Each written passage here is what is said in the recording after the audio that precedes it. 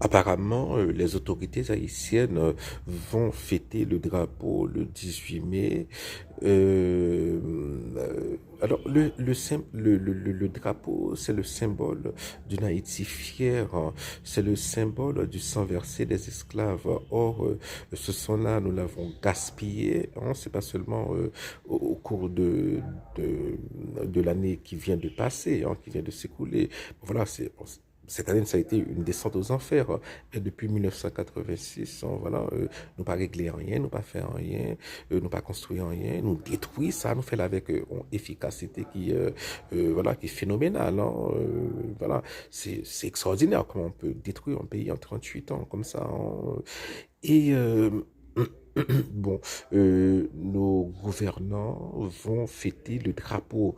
Euh, euh, moi, je trouve que plutôt que de fêter le drapeau, parce qu'il n'y a aucune raison de fêter le drapeau aujourd'hui, hein, parce que l'État est réduit à une peau de chagrin, il n'y a plus d'État. Même l'autre jour, m'entendez que au boulon commissariat, bon voilà, bon, il y a boulé commissariat, c'est pas bandit, c'est moun nan zone nan, donc bandit a boulé commissariat, moun nan zone a boulé commissariat, donc c'est, on saute cette espèce de, bon, son gagote, meni. Et qui s'allie. Donc le 18 mai devrait être plutôt une journée de deuil, hein.